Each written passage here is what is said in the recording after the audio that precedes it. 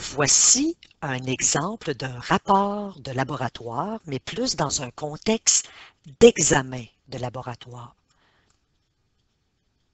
Dans un examen de laboratoire, contrairement à un laboratoire conventionnel, vous n'avez pas le but qui est directement formulé. Vous avez donc une mise en situation qui va vous permettre de formuler votre but, par la suite votre hypothèse, etc. Alors, nous allons prendre connaissance de la mise en situation. C'est un employé qui travaille dans une entreprise qui fabrique des huiles essentielles. Dans cette entreprise, le procédé utilisé pour extraire l'huile essentielle de la feuille d'eucalyptus est la distillation. C'est certain que dans une mise en situation, il y a beaucoup d'informations données, mais cette information-là ne servira pas nécessairement à formuler le but, mais à comprendre la situation. Une fois l'huile essentielle extraite de la feuille, on procède à l'embouteillage dans des contenants de verre. Donc, l'huile essentielle d'eucalyptus, on la met dans des contenants faits en verre. Par la suite, un camion de livraison livre ensuite l'huile dans différents points de vente.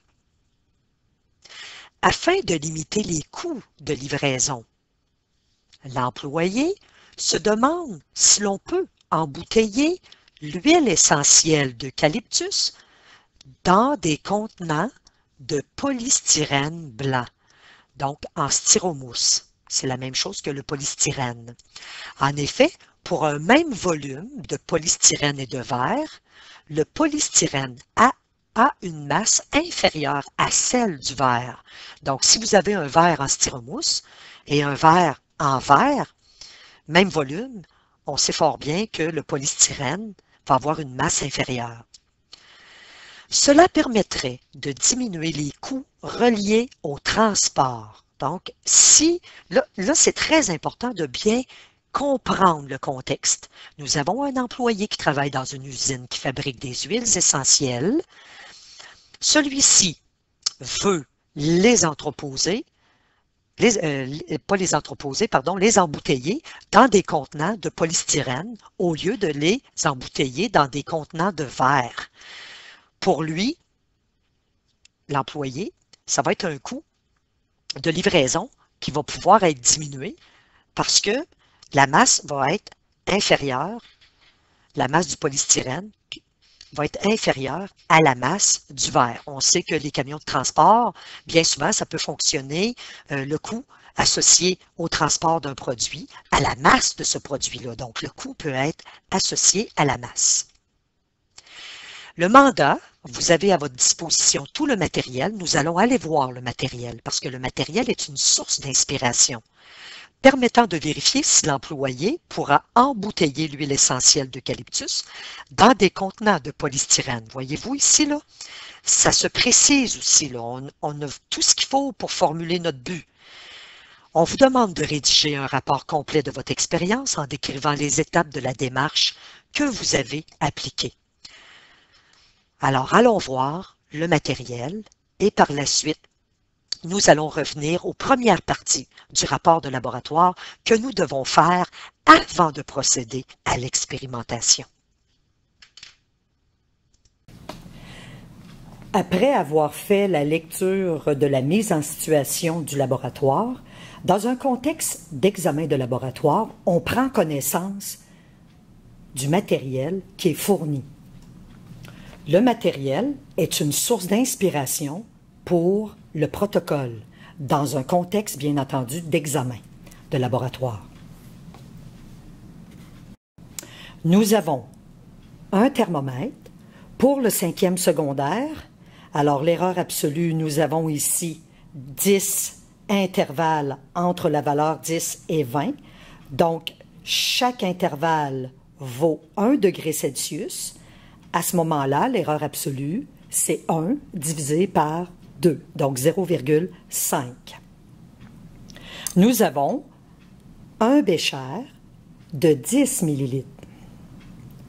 Bien entendu, nous avons l'huile d'eucalyptus. On nous a fourni du papier indicateur universel et bien entendu, nous avons des morceaux de styromousse. Donc, on peut voir qu'on a des objets qui sont en styromousse, comme le verre, par exemple. Nous avons pris connaissance du matériel fourni pour le laboratoire. Dans un contexte d'examen de laboratoire, c'est bien d'aller faire tout de suite la liste du matériel. Alors, nous avons vu un bécher de 10 ml. Un bécher n'est pas un instrument de mesure. En fait, ce n'est pas assez précis. Il va nous servir simplement à mettre de l'huile essentielle d'eucalyptus à l'intérieur et la quantité va être variable. Nous avions une pincette. J'ai oublié de la montrer. Donc, j'avais écrit un titre dans la vidéo, donc un sous-titre. La pincette, on peut l'appeler aussi, c'est toujours pluriel, Bruxelles. Ensuite, un thermomètre. Nous avons un contenant de papier indicateur universel. Bien entendu, il vient avec son code de couleur. Nous avons une bouteille d'huile d'eucalyptus et nous avons des morceaux de polystyrène. Alors, c'est l'inventaire du matériel. Qu'est-ce que ça inspire? Bien entendu, on veut savoir si l'huile essentielle peut aller dans un contenant qui est fabriqué avec du polystyrène, avec du styromousse. Alors, il faudra mettre le styromousse en présence de l'huile essentielle.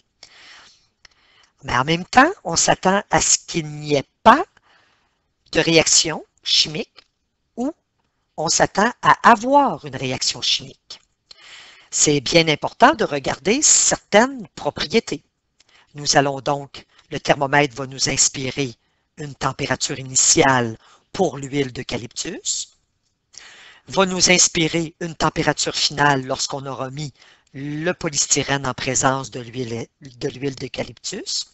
Le papier indicateur universel peut nous inspirer le pH. En fait, on va aller voir si l'huile d'eucalyptus, on peut lui associer un pH. Ensuite, on n'oublie pas nos sens. Nous avons la vue.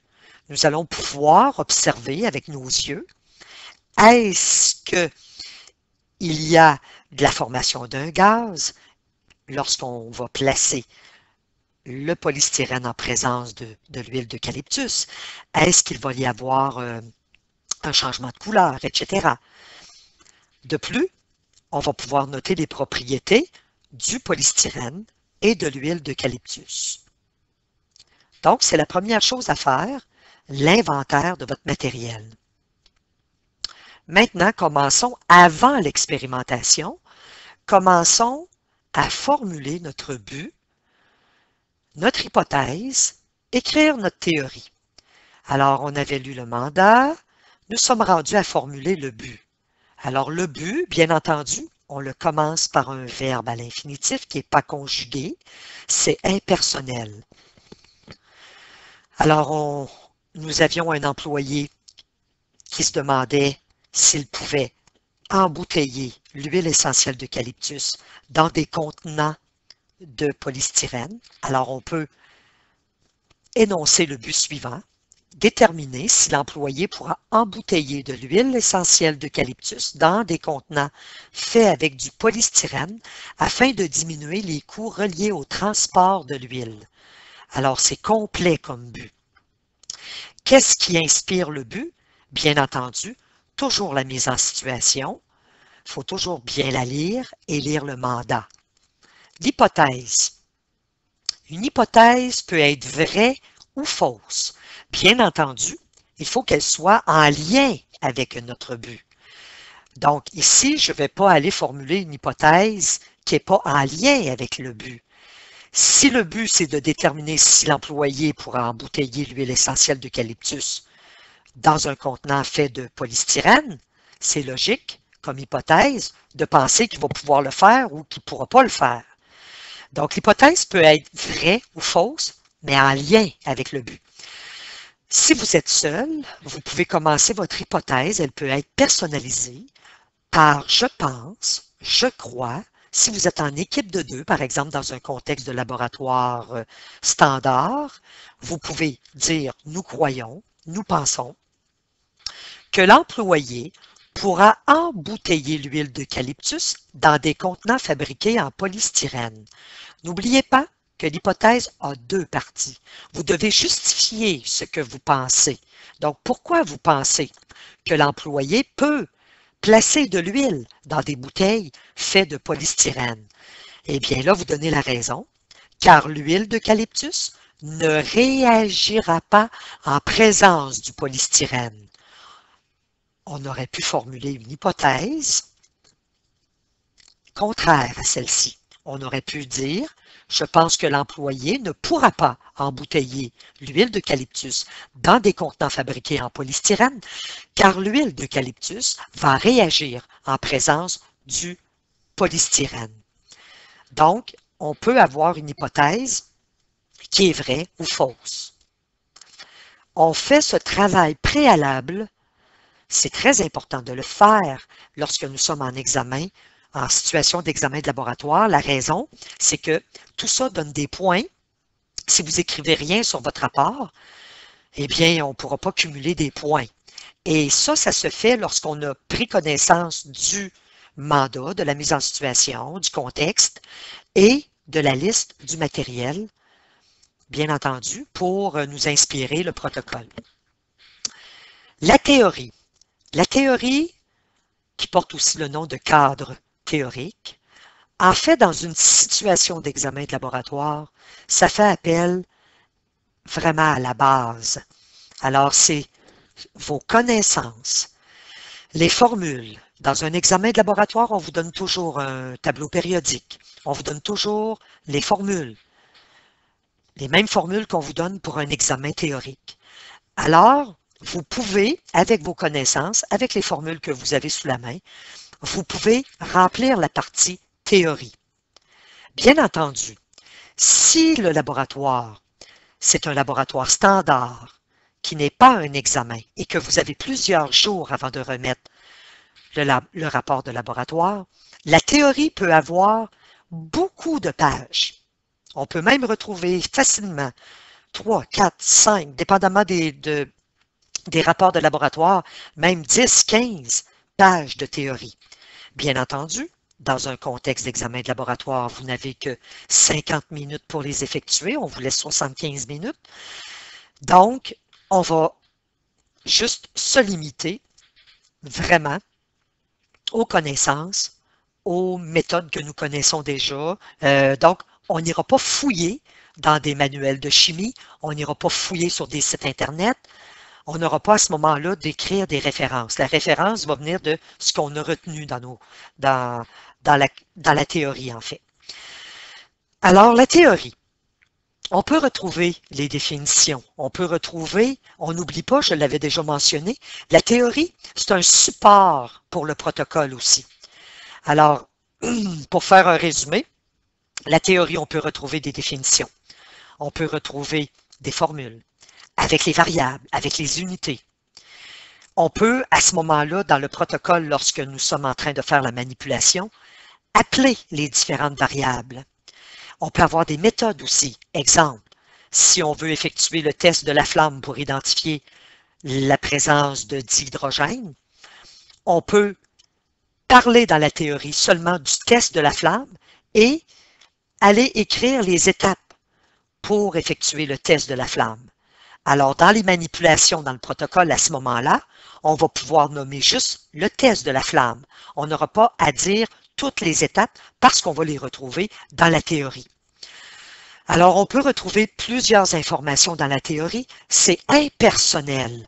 Donc, on ne commence pas à écrire avec des je, des nous. C'est qu'on donne simplement de la matière, des connaissances, des formules de façon très impersonnelle. Alors ici, une définition qu'on pourrait donner dans un contexte d'examen, c'est la définition d'un changement physique. On pourrait le dire dans nos mots. On pourrait dire simplement qu'un changement physique ne modifie pas les propriétés d'une substance.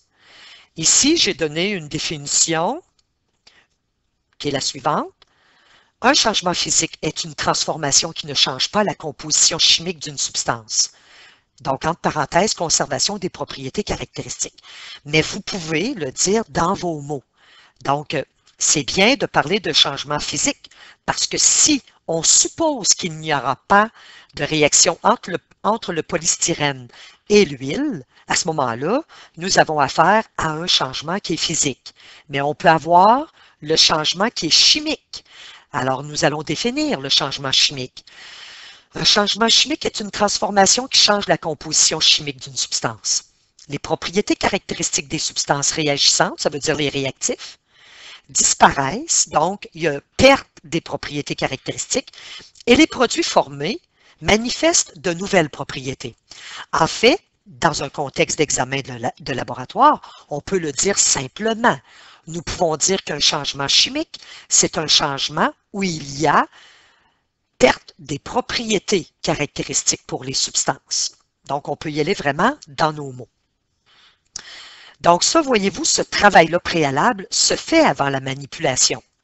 Maintenant, comme nous avons parlé de propriétés caractéristiques, c'est bien de définir. Donc, voyez-vous, une définition, on retrouve un mot dans une définition qui était propriété caractéristique. Maintenant, on peut l'appeler, ce mot-là, on peut appeler ces mots-là et donner pas la propriété, mais la définition.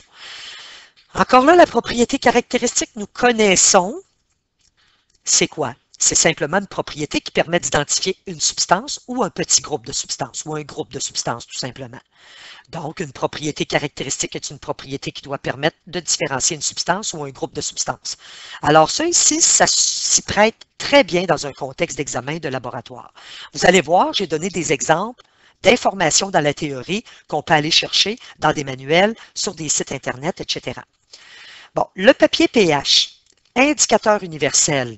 C'est un papier absorbant imbibé d'un indicateur coloré universel qui permet de déterminer le pH d'une solution instantanément en fonction de sa couleur. Ici, dans un contexte d'examen de laboratoire, on aurait pu tout simplement dire que le papier indicateur universel permet d'identifier le pH d'une solution. Voyez-vous, là, je vais vous montrer un peu plus. Là. En fait, on pourrait aller chercher cette information-là dans de la documentation. Voyez-vous qu'on retrouve la notion de pH. Alors, on va la définir ici. En fait, c'est en lien avec le potentiel hydrogène. Vous allez comprendre ça dans l'univers matériel. Alors, le potentiel d'hydrogène. Voyez-vous, j'appelle vraiment, je vois la notion de pH, j'appelle une autre définition, ça inspire une autre définition. Alors, le pH, c'est une mesure de l'activité chimique des ions hydrogène, qu'on appelle aussi les protons, qui sont en solution. On peut voir aussi les ions hydronium. Bref, ça ici, c'est de l'information qui n'est pas vraiment nécessaire dans un contexte d'examen de laboratoire. On n'a pas le temps d'aller fouiller dans des ressources. Par contre, on pourrait simplement dire que le papier indicateur universel permet d'identifier un pH. Donc, on n'a pas besoin dans l'examen, par exemple, d'aller définir c'est quoi le pH. Maintenant, ce que nous connaissons parfaitement, c'est des connaissances. Nous connaissons les indices associés à un changement chimique. Alors ça, c'est à écrire dans un examen de laboratoire. Alors, nous avons la formation d'un gaz, nous avons la formation d'un précipité, on n'oublie pas que c'est un solide qui se forme. Nous pouvons avoir un changement de couleur, nous pouvons avoir la production d'énergie. Ça peut être de la chaleur, donc l'énergie thermique, ça peut être de la lumière, donc de l'énergie lumineuse. Donc, voyez-vous, je le répète, ce travail-là, on peut le faire facilement avant de procéder à l'expérimentation. Je peux aller un peu plus loin. Donc là, je vais plus loin, mais ce n'est pas nécessaire dans un contexte d'examen. Je peux aller trouver dans des ressources de l'information concernant le polystyrène. Bien entendu, on écrit nos références à ce moment-là. Là, dans cet exemple-là, j'ai omis d'écrire les références. Je ne voulais pas alourdir le vidéo. Donc, on peut simplement, on vous le montre comment aller inscrire des références dans les bas de page. C'est quelque chose qui est montré dans votre agenda. Donc, si vous avez un site un manuel, peu importe, vous citez la référence. Alors, le polystyrène, on l'obtient à partir de produits issus du pétrole. Alors, ça, c'est de l'information, c'est de la théorie. En fait, un rapport de laboratoire, monsieur et madame tout le monde, devrait être en mesure de le comprendre et aussi d'apprendre des choses. Donc, dans la théorie, elle est là pour ça. Par contre, on focus toujours sur notre mise en situation. On ne va pas parler, par exemple, de la température qu'il va faire demain. Là. On ne va pas parler des orages, de la pluie, de la neige. On reste focus sur notre mise en situation. Comme on parlait du polystyrène, on peut parler de comment il est fabriqué. Donc, c'est issu du pétrole. C'est solide et dur. Il peut être mélangé à un gaz pour créer un matériau très léger. Le polystyrène sert d'isolant thermique aussi ou acoustique. L'emballage, protection contre les chocs ou de remplissage à faible densité pour obtenir une flottabilité, par exemple. Donc, ça flotte sur l'eau. On peut produire deux types de polystyrène, le polystyrène expansé et le polystyrène extrudé. Là, je pourrais aller plus loin encore. Je pourrais aller définir c'est quoi du polystyrène expansé, du polystyrène extrudé. Je vais me limiter, c'était pour vous montrer vraiment jusqu'où on peut aller dans la théorie et c'est ce qui amène en fait une théorie qui peut être sur facilement 5, 6, 10 pages, 15 pages, etc. Donc, vous avez vu le principe. Je parle maintenant de l'huile essentielle. Dans un contexte d'examen, ce n'est pas nécessaire. Mais si vous avez plusieurs jours pour remettre votre rapport de laboratoire, ça peut être intéressant dans la théorie de retrouver l'huile essentielle. Qu'est-ce que c'est? Donc, l'huile essentielle d'eucalyptus, c'est une huile connue pour ses propriétés expectorantes dues à l'eucalyptol qu'elle contient. Elle est également décongestionnante des muqueuses bronchiques et s'utilise en diffusion, inhalation ou en friction. Elle ne s'utilise généralement pas par voie orale. Pardon. Maintenant, qu'est-ce que je pourrais aller faire? Je pourrais aller voir l'arbre d'eucalyptus, celui qui fournit en fait l'alimentation pour les petits koalas, mais je ne suis pas obligé d'aller jusque-là. C'est pour vous montrer comment une théorie peut être vraiment élaborée. Dans un contexte d'examen de labo, on n'a pas besoin. Maintenant, formule. Là, j'ai fait par exprès parce que finalement, vous allez voir qu'on n'aura pas, on ne sait pas, là. Est-ce qu'on va avoir une réaction chimique lorsque nous allons mettre l'huile en présence du polystyrène? On ne le sait pas. Mais si jamais il y a une réaction chimique, on a quand même un thermomètre dans la liste de matériel. Si jamais il y a une réaction chimique, bon, peut-être que la température va varier. Alors ici, c'est pour vous montrer que dans la partie théorie, on peut amener les formules, la formule. C'est plus pour vous montrer un exemple de comment on amène une formule. Alors la formule, voyez-vous aussi, une petite remarque entre parenthèses, je l'ai dit tantôt, mais je le répète, il n'y a rien de personnel dans la théorie. Alors, je ne vais pas écrire, je vais utiliser la formule pour calculer l'écart de température. Alors, voyez-vous, la formule ici permettant de calculer un écart de température, je l'écris et ensuite, je vais donner la définition de chacune des variables, c'est très important, ainsi que l'unité. On retrouve delta T qui est égal à T2 moins T1. On pourrait mettre la valeur absolue aussi, c'est comme on veut. Ou delta T égale écart de température en degrés Celsius. T1, température initiale en degrés Celsius. T2, température finale en degrés Celsius.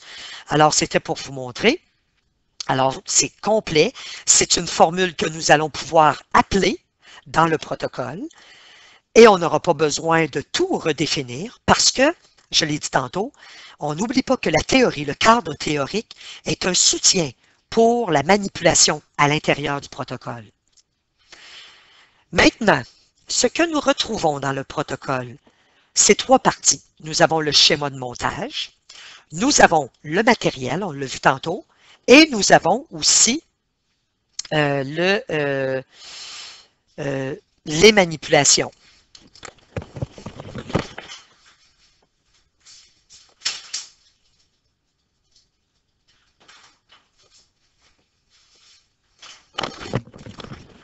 Alors, le schéma de montage, ce qui est important, c'est d'avoir tout ce que, en fait, nous allons identifier tout le matériel. Alors, c'est important de faire ça.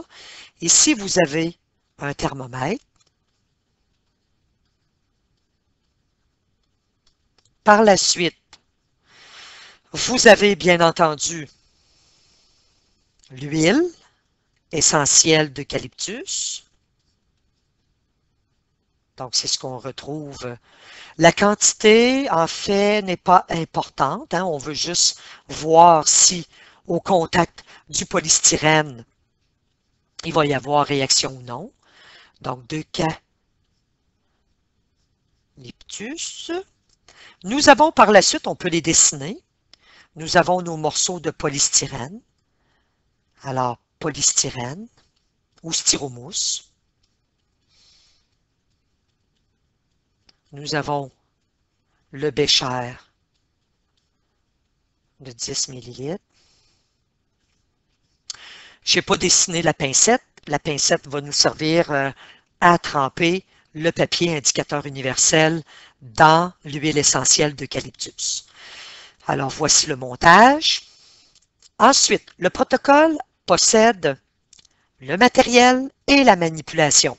Le matériel, je le rappelle, on indique toujours la quantité. Donc, si j'ai un bécher de 10 ml, j'écris combien j'en ai. Si j'en ai 2, j'écris 2 béchers. Et on écrit toujours le format. Nous avons une pincette ou Bruxelles, qui est toujours au pluriel. C'est des petites pincettes. On pourrait dire une pince aussi, je vais l'accepter. Vous avez un thermomètre. Donc, un contenant de papier, vous avez le contenant de papier indicateur universel. Il vient avec le code de couleur, on n'a pas besoin de le préciser.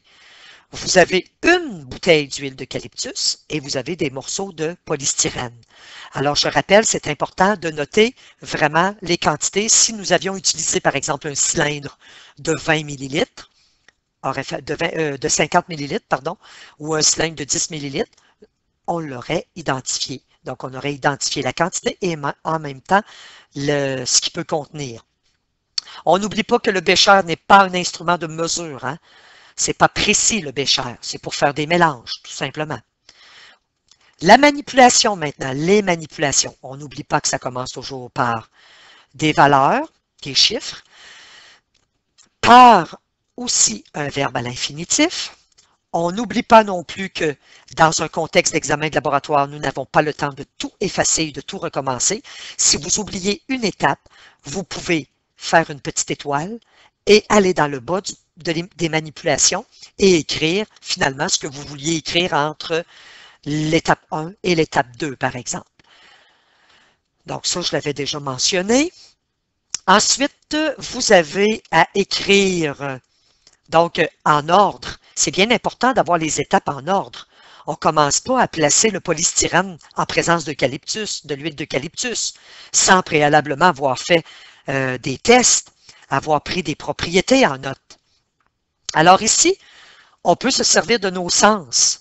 Noter la couleur des morceaux de polystyrène, par exemple. La couleur, c'est une propriété. Elle n'est pas caractéristique, mais quand même.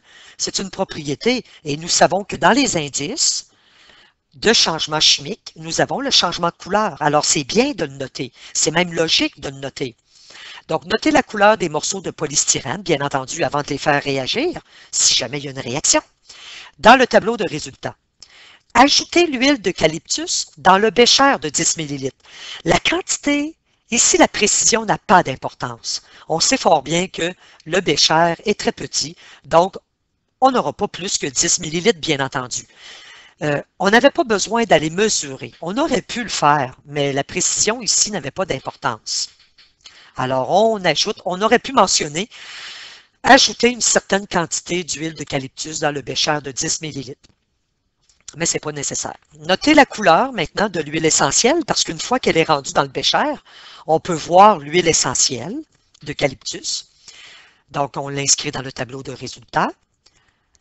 Nous allons mesurer, et là c'est ça qui est intéressant, et c'est pour cette raison que j'ai quand même écrit la formule pour calculer l'écart de température dans la théorie, parce que j'appelle ma variable lorsque vous avez des vitesses, lorsque vous avez des distances, lorsque vous avez des masses, lorsque vous avez des volumes, c'est très important de les appeler parce que ça simplifie la notation si vous avez à écrire une formule dans la manipulation. Vous allez le voir dans quelques secondes. Alors, mesurer la température, on l'avait appelé T1, celle de l'huile d'eucalyptus. On aurait pu dire aussi mesurer la température initiale, T1 ou TI, de l'huile d'eucalyptus à l'aide du thermomètre et noter la valeur dans le tableau de résultats. Bien entendu, si j'écris TI, normalement, je devrais retrouver dans la théorie TI au lieu de T1. Tremper maintenant comme 5e étape. Voyez-vous les verbes toujours à l'infinitif? Toujours à l'infinitif, c'est pas vraiment une composition littéraire avec le je, me, moi, là. Hein? Donc, c'est vraiment impersonnel. C'est comme en fait une recette. Si vous faites la lecture d'une recette, par exemple dans un livre de recettes, la recette d'un gâteau, vous allez voir que ce sont des verbes à l'infinitif que nous plaçons dans la recette. Tremper le papier indicateur universel dans l'huile d'eucalyptus et noter le résultat dans le tableau de résultats. Bien entendu, j'aurais pu aussi ajouter que, à l'aide du code de couleur, déterminer le pH. Donc ici, ce que j'ai fait simplement, je regarde est-ce qu'il réagit. Donc, s'il y avait eu réaction, à ce moment-là, le code de couleur nous permet, lorsqu'on va noter le résultat, en fait, de noter finalement le pH. Mais j'aurais pu être plus précise ici et dire que, et à l'aide, par exemple, donc tremper le papier indicateur universel dans l'huile d'eucalyptus et à l'aide du code de couleur, déterminer le pH, noter le résultat dans le tableau. Alors ici, je m'excuse, petite erreur. Donc, notez le résultat dans le tableau de résultats. Ensuite, 6e étape. Là, c'est le temps d'ajouter, parce que c'est bien important de prendre certaines propriétés avant de mettre le polystyrène en contact avec l'huile. Parce qu'on n'oublie pas qu'il faut regarder si les propriétés vont changer, parce que si vous avez un phénomène chimique, un changement chimique, une réaction chimique, les propriétés vont changer. Donc, c'est très important de les noter, ces propriétés-là, avant de mettre en contact le polystyrène avec l'huile d'eucalyptus. Alors, ajoutons les morceaux, donc ajoutez les morceaux de polystyrène dans l'huile d'eucalyptus. Là, bien entendu, une étape ici qui se fait avec nos sens. On n'oublie pas d'observer s'il va y avoir des changements. Donc, observer les changements s'il y a lieu. On ne le sait pas, là, on n'a pas procédé encore à l'expérimentation. Mais il faut être aux aguets de cela, puisque on vérifie si il va y avoir, oui ou non, une réaction chimique. Alors, par exemple, les changements. Est-ce qu'il va y avoir de la couleur qui va changer, les changements de couleur? Un gaz formé, l'effervescence, par exemple. Donc, observer les changements. J'ai aussi, j'aurais pu noter dans un tableau, noter dans le tableau. J'aurais pu l'ajouter aussi. Donc, vous vérifiez les changements, puis vous notez dans le tableau de résultats. Ensuite, vous avez la 8e étape.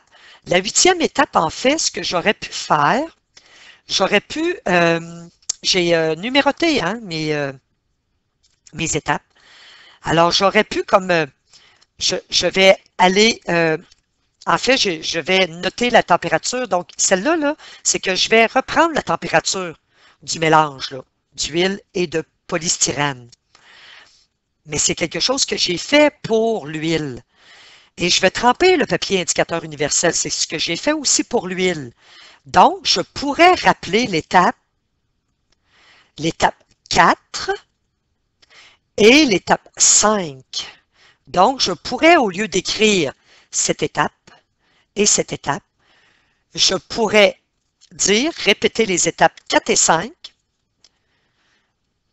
donc dans le mélange d'huile et de polystyrène. Donc, j'aurais pu simplement écrire une seule étape ici qui rappelle, en fait, parce qu'on répète 2 étapes, on répète la prise de température, on répète le test avec le papier indicateur universel. Donc, j'aurais pu simplement, en 8, écrire, répéter les étapes 4 et 5 à l'aide pour le mélange d'huile et de polystyrène. Et ensuite, voyez-vous l'étape 9 ici, calculer l'écart de température. Donc, le delta T, j'appelle la variable. À l'aide de la formule, voyez-vous, la formule, il ne faut pas que les formules soient données en parachute dans une manipulation. Il faut vraiment qu'on la retrouve dans la théorie, puisqu'on peut aller se référer dans la théorie pour comprendre chacune des variables et les unités rattachées à chacune de ces variables. Alors, je pense que c'est un protocole qui est quand même assez complet.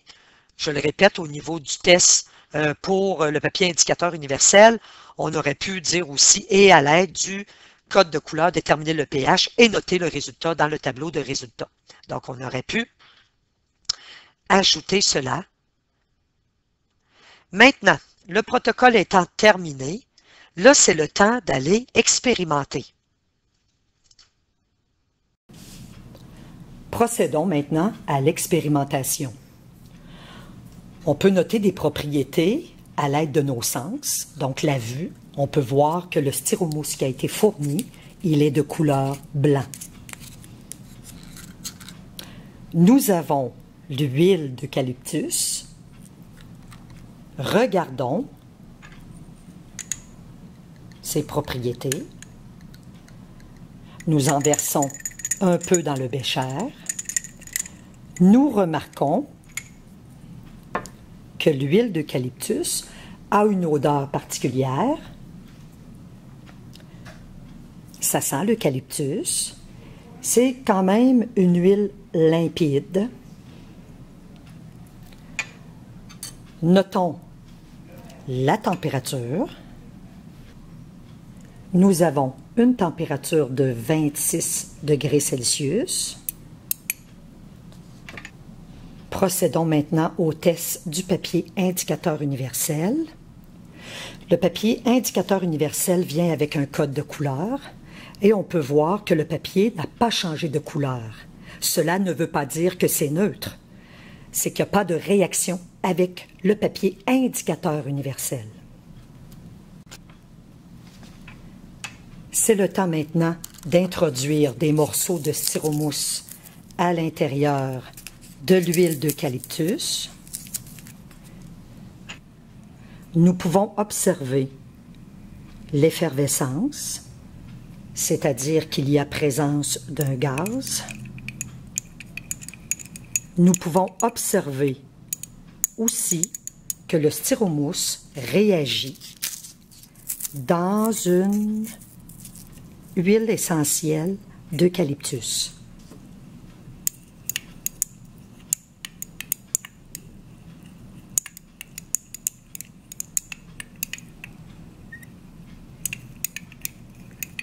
Nous avions une température initiale de 26 degrés Celsius. La température augmente. C'est une réaction chimique qui libère de l'énergie. La température est rendue à 29 degrés Celsius, bientôt à 30 degrés Celsius. On peut voir l'augmentation de la température, alors qu'il semble se stabiliser à 30 degrés Celsius. Effectuons maintenant le test du papier indicateur universel.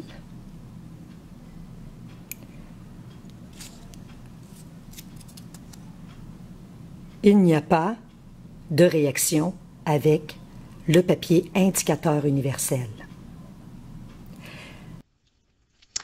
Maintenant que nous avons expérimenté, voici le tableau de résultats. Donc, on indique le numéro du tableau, tableau 1. On s'inspire toujours du but, on ne perd pas de vue notre but pour formuler le titre. Alors ici, ce sont des propriétés du polystyrène qu'on va retrouver dans le tableau. Des propriétés aussi de l'huile d'eucalyptus et des propriétés du mélange de l'huile en présence du polystyrène. J'aurais pu aussi mettre un titre un peu plus long. on aurait pu ajouter afin de déterminer si le polystyrène peut être utilisé comme contenant. Mais ce n'est pas nécessaire puisqu'on retrouve des propriétés ici. Maintenant, nos résultats. Alors, bon, ici, c'était censé, c'est parce que lorsque j'ai copié-collé à partir de mon dossier Word pour le programme Notebook, il y a eu un petit problème parce que sur mon dossier Word, j'ai vraiment ici propriété et ici substance, mais en fait, j'ai un tableau à double entrée. Alors ici, même chose avec Word, j'ai pu enlever ça ici. Donc, on a des petites lignes qui se sont ajoutées, mais on ne les retrouve pas dans le document. Alors, le tableau de résultats, nous avons les substances ici, le polystyrène, l'huile d'eucalyptus et le mélange du polystyrène avec l'eucalyptus. Nous avons nos différentes propriétés. Alors, la couleur, donc c'est blanc, l'huile d'eucalyptus c'était limpide. Le produit final, en fait, c'est limpide aussi. Réaction papier indicateur universel, ça ne s'applique pas pour l'état solide. Alors ici, aucune réaction, aucune réaction. On ne peut pas identifier, on ne peut pas déterminer le pH à ce moment-là. Ensuite, en fait, pour les huiles, il n'y a pas de pH. On n'attribue pas de pH aux huiles.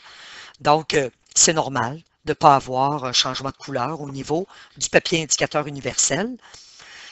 La température initiale, regardez, je l'appelle ici, mais j'aurais pu écrire T1 et entre parenthèses, ça c'est pour le 5e secondaire, l'erreur absolue. Bien entendu, pour le 4e secondaire, on aurait écrit par exemple T1 et entre parenthèses degrés Celsius. C'est très important d'écrire l'unité. On aurait pu écrire aussi température initiale entre parenthèses degrés Celsius. La température finale, même chose, on n'oublie pas d'inscrire les unités. L'écart de température, encore là, ici, c'est pour le 5e secondaire. En fait, il y a une petite erreur. Je vais la corriger tout de suite. Ici, c'est simplement, je vais la corriger avec mon crayon, c'est plus ou moins 1 degré Celsius. Je m'excuse parce que, bon, on additionne les erreurs absolues lorsqu'on fait la soustraction ou l'addition de mesure. Donc, ici, c'est plus ou moins 1 degré Celsius. Je m'excuse. Alors, vous avez l'indice d'un changement chimique. On n'oublie pas cette case-là parce que ça nous permet d'aller écrire de l'information. Encore là, ici, je n'avais pas de lignes. Elles sont apparues lorsque j'ai amené mon tableau dans le programme Notebook. Maintenant, ce que nous avons comme mesure. Nous avons la température initiale qui était de 26 degrés Celsius. La température finale, c'était celle du mélange qui est de 30 degrés Celsius. Alors, nous avons calculer un écart. Encore là, c'est pour vous montrer dans un contexte d'examen de laboratoire ou dans un contexte de laboratoire standard, c'est pour vous montrer à quel endroit nous allons montrer le calcul. En fait, c'est tout de suite sous le tableau. En passant, lorsque nous avons des tableaux de résultats, bien souvent, on va retrouver deux tableaux. Un avec un tableau de résultats et un avec un tableau de valeurs qui ont été calculées avec les résultats.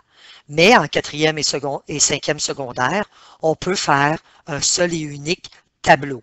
Mais au cégep, souvent, vous allez retrouver un tableau avec les valeurs, les données, les observations, et ensuite un autre tableau avec les valeurs qui ont été calculées avec ce que nous avons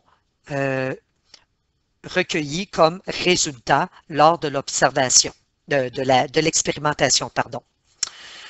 Donc, nous avons un écart de 4 degrés Celsius. Bien entendu, on ne rappelle pas les unités ici, puisqu'elles sont dans l'entête. Les indices d'un changement chimique, alors formation d'un gaz, on l'a vu avec l'effervescence, il y avait des petites bulles qui se formaient.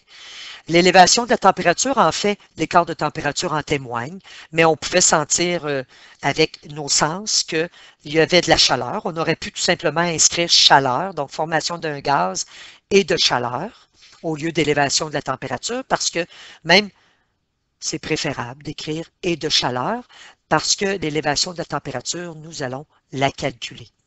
Donc, ça ici, on peut écrire tout simplement formation de gaz et de chaleur. Maintenant, on va vous montrer comment amener les calculs. C'est toujours un seul exemple de calcul, hein? C'est un seul exemple. Si nous avions eu plusieurs matériaux, par exemple, pour des matériaux qu'on aurait pu mettre en présence de l'huile d'eucalyptus, à ce moment-là, on aurait peut-être eu plusieurs réactions chimiques ou des réactions physiques aussi. On aurait eu peut-être plusieurs écarts de température à calculer. À ce moment-là, c'est bien important de poser le problème pour savoir justement quel est l'exemple que nous allons montrer. Nous accompagnons, très important, chacune des variables avec la valeur dans le tableau, qu'on retrouve dans le tableau, et l'unité, très important, et la variable que nous cherchons. Nous appelons la formule et par la suite, nous substituons toujours avec les unités et nous donnons la réponse avec l'unité. Bien entendu, cette réponse, nous la retrouvons dans le tableau des résultats. Par la suite, ce qui est plus difficile dans un examen de laboratoire ou même dans un laboratoire standard, c'est la partie théorie que nous avons vue tantôt et la partie analyse. La partie analyse, vous pouvez la personnaliser. Vous pouvez vraiment dire des je, nous, blablabla. Donc, vous pouvez la personnaliser. L'analyse, c'est le temps de porter des jugements. C'est le temps de, entre guillemets, de faire du mémérage. Il ne faut pas juste aller chercher les résultats du tableau, parce que ça, de toute façon, on les voit dans le tableau. C'est, oui, d'aller chercher des résultats dans le tableau, mais de les expliquer. Et ensuite, bien important, c'est pour ça d'ailleurs que dans le cahier de rédaction d'examen de laboratoire, vous allez retrouver l'analyse et les sources, les causes d'erreur. Je les sépare parce que bien souvent, on oublie les causes d'erreur. Donc, dans l'analyse, nous parlons de nos résultats, nous les expliquons, nous disons le pourquoi du pourquoi. Et par la suite, nous parlons des causes d'erreur. Donc, en général, dans un contexte d'examen de laboratoire, on va se limiter à ces deux notions-là. Donc, de discuter des résultats et ensuite de parler des causes d'erreur. Bien entendu, pour introduire l'analyse, on peut ramener le but. Ça facilite la façon avec laquelle nous avons à formuler notre analyse. Alors, le but, on pourrait dire notre but, le but de l'expérience, etc. Donc, le but de l'expérience était de déterminer si l'employé pouvait embouteiller de l'huile essentielle d'eucalyptus dans des contenants faits avec du polystyrène afin de diminuer les coûts reliés au transport de l'huile. Après avoir introduit l'huile essentielle d'eucalyptus, donc c'est ça qu'on a fait. En même temps, on ne parle pas juste des résultats, c'est qu'on peut dire qu'est-ce qu'on a fait comme manipulation.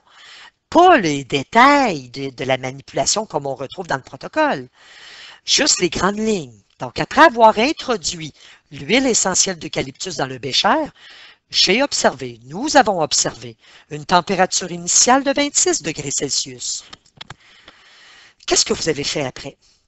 Après, on a ajouté le polystyrène dans l'huile. Donc, après l'ajout du polystyrène dans l'huile, la température a augmenté de 4 degrés Celsius. Je n'ai pas reparlé ici nécessairement de la couleur du polystyrène. C'est inscrit dans le tableau de résultats. En fait, je ramène les résultats qui sont importants, qui sont vraiment avec les résultats pour lesquels je peux porter un jugement, que je peux justifier, que je peux expliquer, avec lesquels je peux faire une déduction. Alors, nous avions 26 degrés. Nous avons eu une augmentation de 4 degrés parce que la température, j'aurais pu dire la température finale était de 30 degrés, donc un écart. Donc, vous pouvez le dire autrement. Mais nous avons eu une augmentation de température de 4 degrés. Ça nous dit quoi, cette augmentation de température-là? Ça nous dit que cette augmentation de température indique que la réaction libère de l'énergie. Mais ça dit quoi aussi? Ça dit de plus, ce dégagement de chaleur indique aussi un changement, voyez-vous, un changement chimique. Dans la théorie, nous avons écrit les indices de changement chimique. Alors, c'est important de ramener ça. Donc, pas juste mentionner, et ça, je retrouve ça souvent dans les examens de laboratoire ou même dans les laboratoires standards, l'élève, les étudiants vont ramener simplement les résultats. Ça finit là. Donc, il n'y a pas de déduction, il n'y a rien, il n'y a pas de justification, il n'y a pas d'explication. On ramène les résultats. Température initiale 26 degrés, température finale de 30 degrés, on ne dit pas rien d'autre. Le polystyrène était blanc. Je n'ai pas besoin d'avoir ça. C'est déjà écrit dans le tableau de résultats. Ce que je veux, c'est fais-moi comprendre. Ça veut dire quoi, ça, là, ces résultats-là? Là? Alors, le fait d'avoir une augmentation de température, ça témoigne de quoi, là? D'un changement chimique. En plus, ça nous dit que ça libère de l'énergie. Pour le 5e secondaire ou même pour le 4e secondaire, lorsque nous allons avoir vu l'univers matériel, on pourrait même dire que ça correspond à ce moment-là à une réaction exothermique. Donc, les réactifs, c'était quoi nos réactifs? L'huile d'eucalyptus et le polystyrène.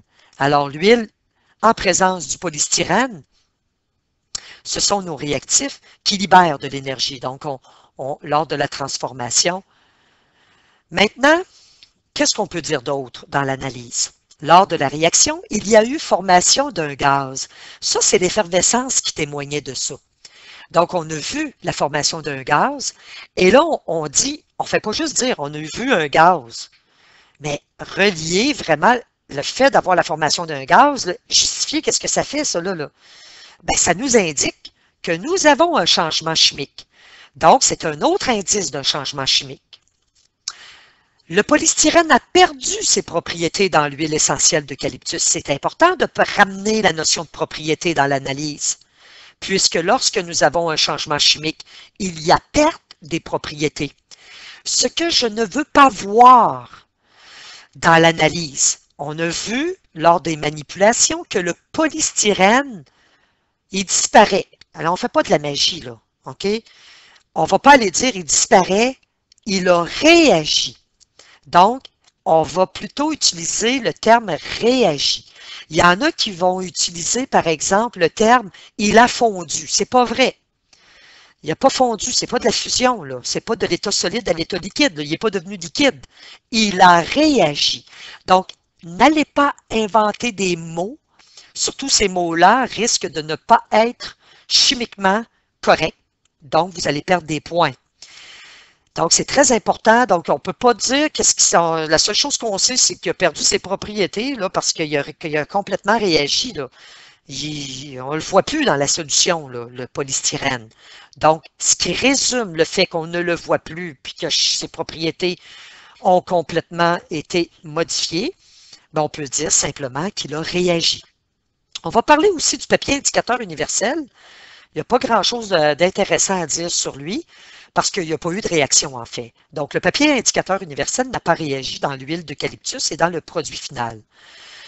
Ce qu'on peut déduire de ça, c'est qu'on ne peut donc pas attribuer de valeur de pH à l'huile et au produit final. Et d'ailleurs, c'est vrai, les huiles, normalement, on n'attribue pas de pH aux huiles. On attribue des pH aux substances acides, aux solutions acides, aux solutions basiques, etc. Mais l'huile comme telle, pas vraiment. Maintenant, bon, ici, il n'y avait pas vraiment de cause d'erreur parce que la précision n'était pas importante. Par exemple, pour la lecture du thermomètre, quand même que nous avons fait une lecture grossière, on a vu quand même la température qui augmentait. Mais c'est quand même, je veux quand même en parler pour vous montrer de quelle façon on procède. Alors, les causes d'erreur ne s'appliquent pas pour cette expérience, j'en parle quand même. En effet, il suffisait d'introduire une certaine quantité non définie dans un contenant pour permettre l'ajout de styromousse. Donc, il suffisait d'introduire une certaine quantité d'huile, j'ai oublié de le mentionner, non définie dans un contenant pour permettre l'ajout de styromousse. La précision du thermomètre est de plus ou moins 0,5 degrés Celsius. Cette précision n'était pas importante pour cette expérience. Mais si on avait eu à préciser la précision du thermomètre, ça c'est pour le 5e secondaire, on aurait pu tout simplement mentionner que notre valeur obtenue n'est pas celle de la valeur théorique, par exemple, parce que le thermomètre n'était pas assez précis. Il avait une erreur absolue de plus ou moins 0,5 degrés Celsius. Donc, on aurait pu mentionner cela. On aurait pu parler aussi dans les erreurs, dans les causes d'erreurs, des erreurs de manipulation. On échappe une goutte d'eau dans l'huile, par exemple, etc. Mais ici, ce n'était pas le cas. Maintenant, passons à la conclusion. La conclusion, lors d'un examen de laboratoire, même chose, on peut ramener le but, ça aide à formuler la conclusion. On peut ramener le but. Nous parlons de l'hypothèse si elle existe, parce que quand même, il y a des laboratoires qui n'ont pas d'hypothèse. Et par la suite, nous donnons la réponse au but. Par contre, on ne donne pas une réponse, genre réponse de petits points, là. Et on peut faire, ça c'est, on fait jamais ça dans un examen de laboratoire, mais dans un rapport de laboratoire à remettre sur une longue période, on peut faire ce que nous appelons une ouverture. On peut proposer aussi autre chose, une autre manipulation qu'on aurait pu faire, etc. Donc, encore là, l'ouverture ou la proposition de faire autre chose ou de faire un lien, on ne fait pas ça dans un examen de laboratoire. Alors, la conclusion ici, je ramène mon but, même si je l'ai ramené dans l'analyse. Comme je l'ai mentionné tantôt, ça me permet de bien commencer la formulation de ma conclusion. Donc, le but de cette expérience était de déterminer si l'employé qui travaille dans une entreprise qui fabrique de l'huile essentielle d'eucalyptus pouvait embouteiller cette huile essentielle dans des contenants faits avec du polystyrène afin de diminuer les coûts reliés au transport de l'huile. J'ai formulé l'hypothèse. Voyez-vous, je ramène mon hypothèse. Il faut parler d'hypothèse dans la conclusion. Donc, j'ai formulé l'hypothèse qu'il serait possible de conserver l'huile essentielle dans un contenant fait de styromousse, car je croyais que celui-ci ne réagirait pas en présence de l'huile. Mon hypothèse s'est avérée fausse, puisqu'il y a eu, et là vous donnez votre réponse, réaction chimique, ce n'est pas tout à fait la réponse, mais vous dites le pourquoi. Donc, qu'elle s'est avérée fausse, c'est parce qu'il y a eu une réaction chimique lorsque le polystyrène est entré en contact avec l'huile. Là, ramenez pas les